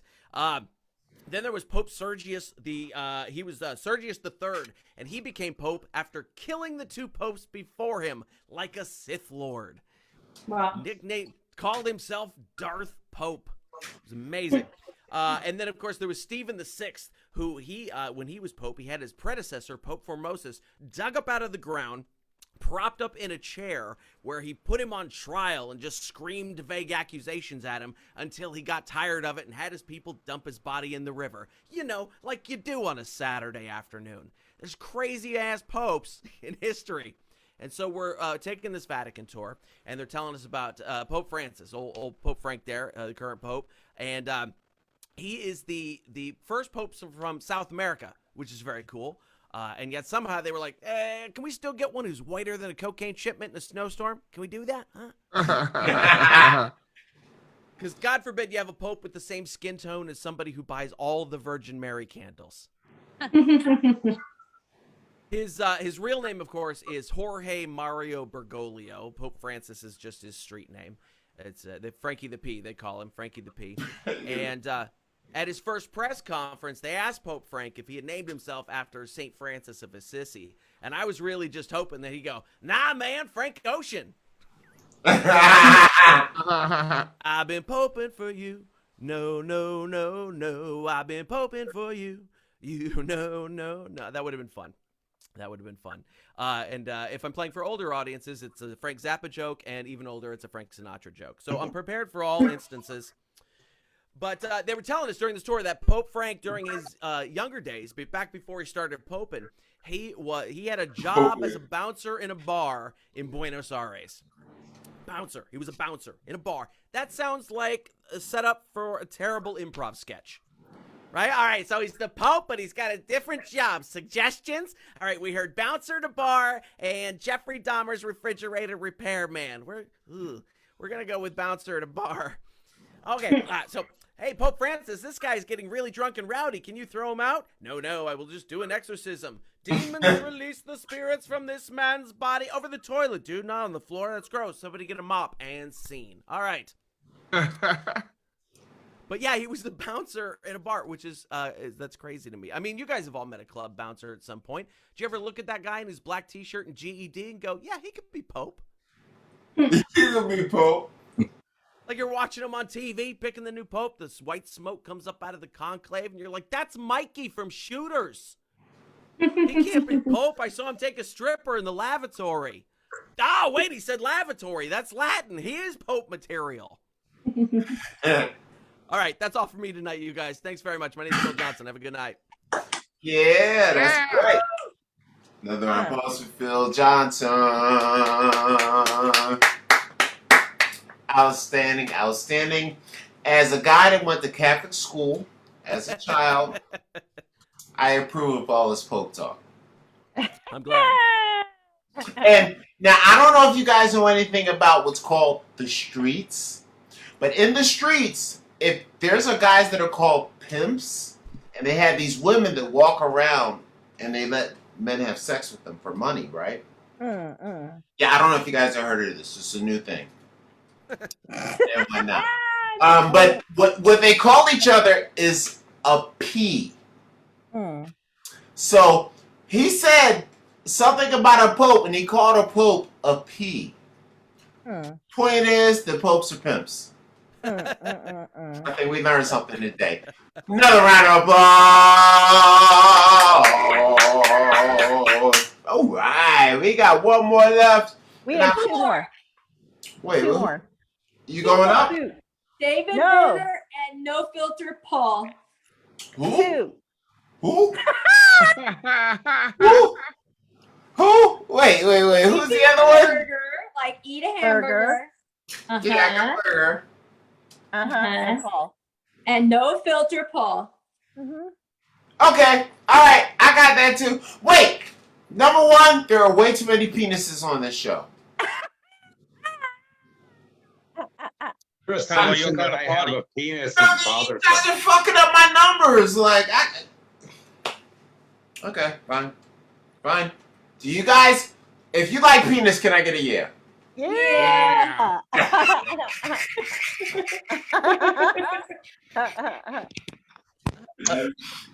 That's what I'm talking about. Well, let me get this shit back, cause y'all be fucking with my shit. Okay, we got burger. We got Phil. We got burger. Wait, I gotta look at it, guys. I'm been drinking. I like Burger because he's one of my original GT guys. He knows what it feels like to have GT not use a condom. I don't get that. Don't you deny it, Burger. No, I would never make anyone use a condom. I like this man's attitude. See, that's the Bar comedy, no condom. They got Loren. We got. Oh, okay. Hey, Paul, where you at, Paul? Jersey. Oh shit! Wait, so we gonna go with him first, and then we're gonna go with the guy that knows what GT feels like without a condom after him. Yeah, what are you? You're deciding about me? Next up, what it One says. guy with the fucking Apollo Creed button fucking pumping me. By the way, I'm already on a goddamn video. No, I'm I'm just saying, Apollo Creed got a lot of pussy. Apollo Creed ruled. That motherfucker wouldn't have bumped me though. Well, I didn't know he was back east, and I want to make sure because he's up late. There's people outside trying to rob him. That motherfucker had 6 fucking minutes. I know, but Hey, See how if much you're shit from the they can East take in Coast, 6 minutes? 6 minutes is everything on the East Coast. I'm just saying, like, you Don't know. want him to become a Muslim after prison? I think you become a Muslim real fast when you go to prison. It's even getting that fucked in the ass by a bunch of That's people. all I'm saying. So let's get it on and get to our last two comedians of the evening. This next gentleman coming to the stage is super smooth and one of the fans. He is back east, like a beast causing trouble that a baby that got yeast that's rising from a place is coming from the great goddess. And let me get the clap, clap, clap, clap, clap, clap, clap for a guy that says whatever the fuck he want. No filter. Oh. Hey, what's up? What's everybody doing? So I don't believe that Koreans are the blacks of Asia, because if they were, Carol would have fucked a lot of them.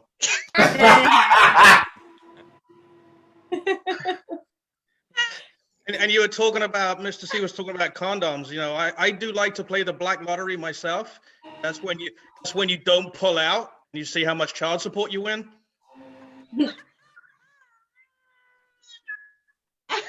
I'm just a piece of shit. You can tell, you know. But yeah, you guys ever look at your Facebook feed and go, "Who the fuck are these people?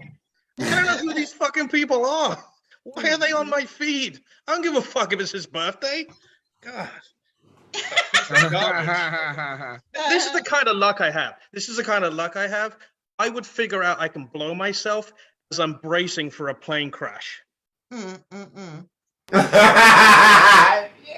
That's the kind of fucking luck I have, you know.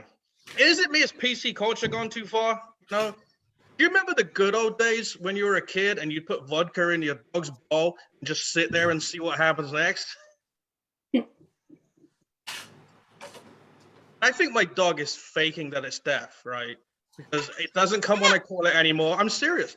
It doesn't come when I call it. It can be sat next to me. I call it, nothing happens. But then when I have a McRib, the piece of shit hears that coming out of the packet. You know what I'm saying? He's just a fucking liar, you know? And you really know you're fat when you only go to Planet Fitness to use the fucking shower. Oh, shit. I have a friend that literally has a membership of Planet Fitness just so he can go to the fucking shower, you know? Fucking awful fucking people, you know? My wife did, Carol, you'll be interested in this. My wife found something great to enhance our sex life. It's called Ambien. It's called Ambien. Yeah. Not all of us are like Carol, you know. Not all of us are like Carol because Carol is one tough cookie, man. She uses mace as lube. Oh, Oh, shit. She's fucked up. She really is. She's a good fucking girl. When I met my wife first, I said to her, "Tell me who you look up to. I want to know what kind of person you are." You know. So she said, "Casey Anthony." Oh, shit. Yeah. You know what's great about it? I'm never gonna have to pay for an abortion. oh. I was locked down with them people for, oh my God, it was so bad. I found out I was an essential worker though. Any of you guys essential workers? Woo! Yeah, Carol, blowing people down the street one by one does not constitute a fucking essential worker. Look, look, I'm giving to the poor. I'm giving to minorities. Yeah, all right, Carol. Oh my God. Did you put on your tax form how many black guys you blew through the year and like $10 for each one, the deduction? But I found out I'm an essential worker though, and what that means is everybody in my house is getting $800 a week for free, and I still have to go to work to pay the mortgage, gas, electric, water, cell phone. I'm just a bagger. I'm just used by everybody, you know. But hey, am I the only person who, if I see a suicide note on Facebook, I just reply to correct the grammar? Yeah, just a horrible, horrible person, you know. But I did get invited to a gangbang, Carol. You know what I'm talking about. I was invited to a gangbang, and when I got there, was no girls. Oh shit. Oh, shit. Yeah, and I was the one they were waiting for. Fucking garbage, you know. Carol, I know you've had serious relationships, right? You know, did you ever have any pet names? I know I'm picking on Carol because I know so much about her. Did anybody have had like a pet name for their spouse when they, their Yes. girlfriend? Yeah. Mhm. What was yours? Dollar Bill? But yeah, I had a pet name for my wife when I first met her. It was Lady Di. Lady Diana. It's been in the news with her kids and Meghan Markle and all that lately. And here's why. When I met her, she was beautiful. She was a princess. And then right now, she's dead to me.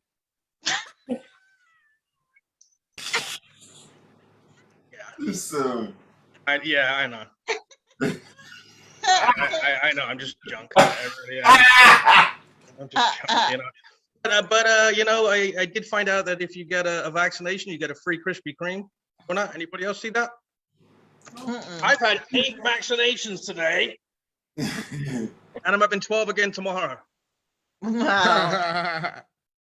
Any of the guys on this? Do you ever jerk off so hard you accidentally wake up your wife?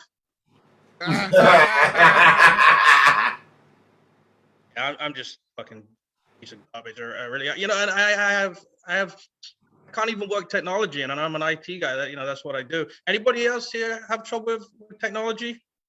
No, Carol doesn't. As long as it has two C batteries and a jackhammer attached to it, she knows how to work. I was watching Pornhub the other day on the TV. Right when I was about to finish, switched over to YouTube Kids. Let me tell you something. I've never come that hard in my entire fucking life. Ooh. I told you I was garbage. I was really clear at the start of this. It was like in my intro. But I can't work Bluetooth either. I know Carrie uses Bluetooth. Anybody else have trouble with Bluetooth? All right, okay.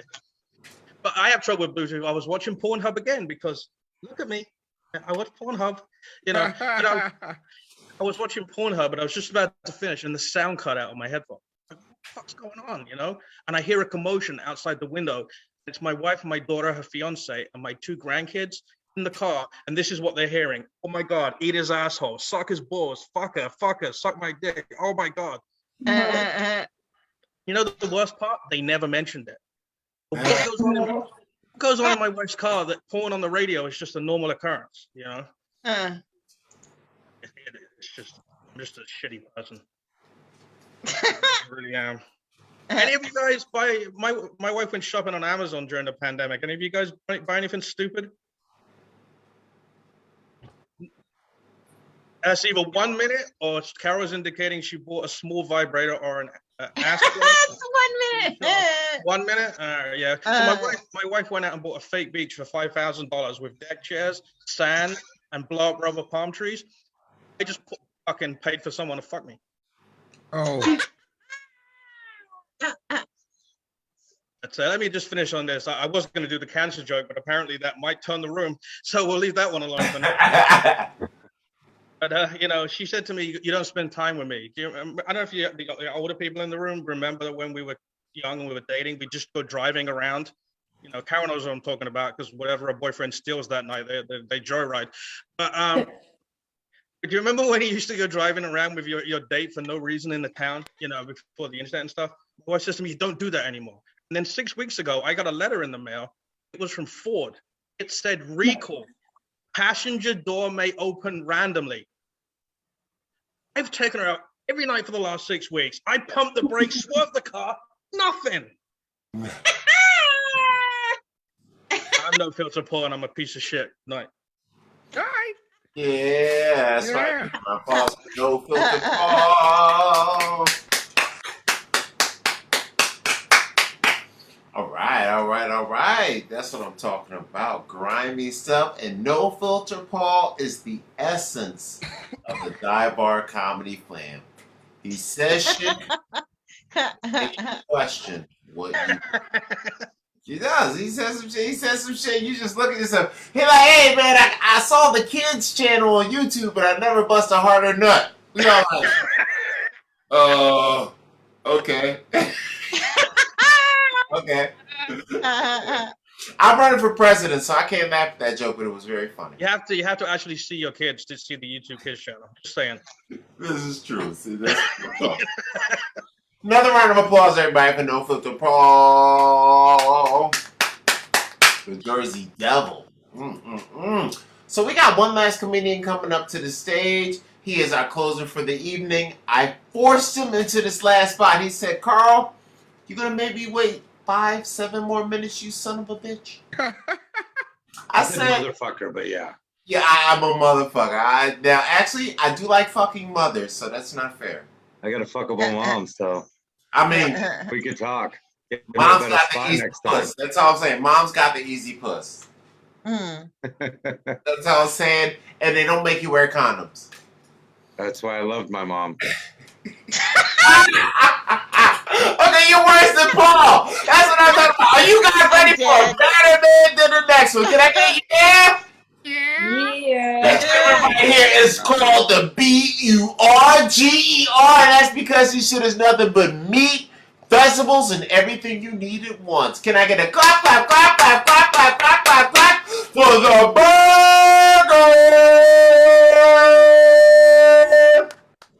You know what's funny is fucking No Filter Paul's gonna be here for my set, right?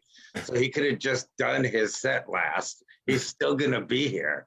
It makes no goddamn, but nothing in the fucking world makes sense to me. You know what it is? Like, I don't even want to die, but I'm super fucking tired, so I wouldn't mind it. I've literally, I don't fucking, you know what bothers me is I keep, like, someone was talking about the priests and all this shit and someone else about getting fucked and all. You know what there isn't? There isn't a fucking group for people like me. People who are hurt inside, people who feel real pain, people like me who fucking weren't touched, people who nobody did them. I had friends that I went to Catholic, I'm Jewish. I went with friends to Catholic church. I was strutting around, cute little fucking redhead. Nobody touched me. Aww. I'd go up to fucking vans banging on them going, look, I don't even want candy. Just let me in. I'm just saying, like, make a group for people like us that fucking even the cute, horrible perverts in the world didn't want. Nobody gets what that feels like. You know what it's like to have some puke piece of shit go, no thanks, like swipe left on me? You know what it's like having a fucking pedophile swipe left on you? It hurts. Just saying. Fucking nobody thinks of us. I don't know. You ever look back and go, what the fuck went wrong? But you're talking about your whole fucking life. That's where I've been lately. I've literally hit a point where, like, just shit, domino effect of bad shit going on. And so when, like, people are talking about, like, oh, this was bad, shut up. You don't fucking know bad. Like, bad is I fucking built a place out of nothing. Boom, it burns down, right? Okay, so I'm upset. Here's the thing, though. I try to always be fucking positive. I come back to LA, get my kids safe. Other shit goes on. Now I'm in a fucking custody thing. Fine, whatever. Either way, then I still try and fucking go out and have a good time. And I go out with a friend of mine, and she has a friend of hers come. And she goes, you're going to like her. She goes, she's a thin black woman. I go, well, fuck yeah, cool. All right. And we go out and, oh my God, she's a Sagittarius. I'm a Sagittarius. We're Saggies. Oh, no. I'm super excited because I know that I mesh best with Saggies because we're our crazy. Our crazy goes, woo, you know, and we can't fuck with nobody else. And so I'm super excited right off the bat. And then she smokes a lot of pot. And I'm like, boom, that's 2. Looking good. We're digging it. She's a single mom. I'm a single dad. Full-time. Boom. Shit, all of a sudden, I'm going to get to do weekend gigs again because I got a babysitter. This is going great. And she looks super fucking hot. Super just sexy ass. We're hitting it off. I'm telling her about, you know, like I've been married twice. I got 2 older kids, you know, in college, blah, blah, blah. She was telling me she was with a dude, and they were together for a while, and he gave her HIV. And I fucking paused for 2 whole fucking minutes waiting, praying that she was going to throw an ES in there because hives I could fucking deal with. but it was HIV. And I'm trying to be real cool because I didn't want to say like, oh, wow, that's, I don't know how I feel about that because I don't fucking have it. So it doesn't matter how I feel. At the same time, I wouldn't date a woman with athlete's foot. So this is super a lot for me. And so I'm just like, fuck. And then I start literally, because it's been quite a long time since I've had sex, I start thinking though, okay, she did say it's undetectable right now. How safe are condoms? Because I really wanted to, she was so sexy, man. I was just like, oh my God, this is bullshit. This is crazy. It's like if it was a really hot girl that turned out to be a guy, except that wouldn't stop me. HIV does. And so, wow. And that I go through this type of shit constantly. I didn't even know what to tell her. Like, what was I going to do? Tell her, all right, well, stay positive. You're like, what the fuck? Oh, shit. So I was just at a loss with the whole thing. I don't know. I'm dealing with my ex again. It's kind of crazy. You know what it is? She used to always say stupid shit. She'd always try and be cooler than she fucking ever was. Like, we'd be having sex, and she'd go, yeah, I top from the bottom. No, you don't. It's the bottom. There's a name for it. I'm on top of you. I don't get that. The greatest thing she ever told me in my life was this. She goes like this. She goes, look, I don't care if you disagree with me, except when I know I'm right. The hell? And I went, bitch, you are not sharing the right drugs with me. This is fucked up. Why are you holding out? Does anyone regret not doing heroin?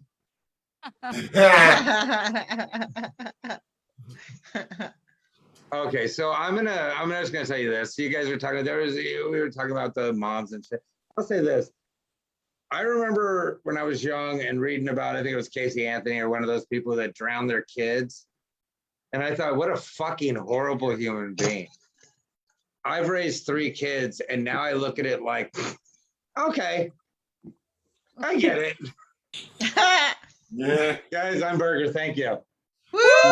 Yeah, that's right. Another round of applause for Burger. The Blue Cup Bandit. That's what I'm talking about. Mm-hmm. That's when you know That's you're right. That's right. And that was our final comedian of the Dive Bar Comedy Show. Let's give a round of applause to all of our comedians that came to the stage. I'm extremely drunk, so that's very good. Mm-hmm. At this point in time. I usually sing a song. Usually I make people pick, but I'm drunk. I'm not letting you pick. I'm going to sing what I want. It better be Rick James. Britney Spears. It better be Rick James. Request. If it's anything but Rick James, it sucks. I don't know. I'm going to try. I'm going to try. Let me see. Let's see. She's a We're brick. going to try Rick James. Wow. And then we'll get out of here and whatnot for all our comedians. Let's see. Shut the feed off now, Carol.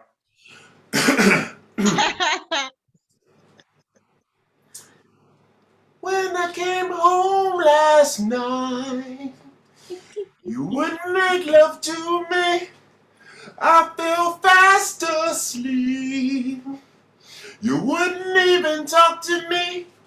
You said I'm so crazy. You're so crazy. Coming home intoxicated. So just give it to me, baby. Baby.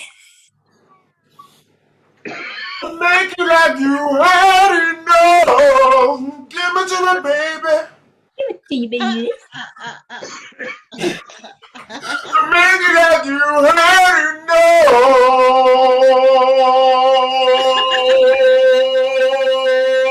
No condom.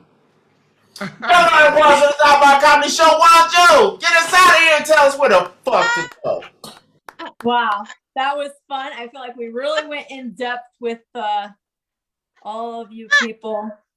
Got to know you on a no, I don't know if it was a deep level, but Superficial on a basis. dirty level. So anyway, good thing we're not in real life or Carol might be taking advantage of Mista See right now with him being so drunk. No, she has her boyfriend. I see her boyfriend showing up and giving her little kisses and being all cutesy wootsy. Aw. He's marking his territory. Territorial thing. Mm. He's pissing Well, all you around her know. in a circle now. He did say those 3 little words that every woman wants to hear. You were right. How about a threesome? Ah, That's a lot. That's more words than 3. Hour. Anyway, I'm trying to be Midwestern. Hour. But it was fun. We learned about comedy around the country and what's going on with people. So I hope And you butt guys stuff. join us again. Yeah, butt stuff.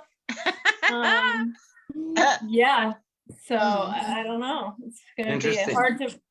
hard to make a title for this episode, but anyway. Call it butt time. Butt time. It's a That's butt my time. kid's favorite.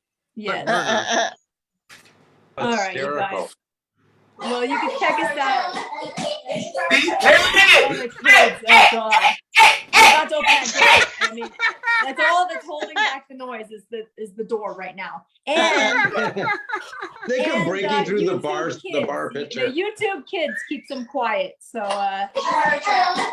it is butt time. Like that and Irish whiskey always calms them down. all right, you guys. It was too much fun, but we better get going. Check us out if you're in LA. Come to our live show. You can look us up, Dive Bar Comedy, on Facebook, Instagram, wherever you are. Dive Bar Love you, Comedy. Johanna. Love you, Carol. Love you Love you guys. guys too. Thank you for making our show so much fun. You I'll guys are see all you next great. You guys time. rock. You guys all rock. Yeah. All right, we're out of here, you guys. Out of here. Good night.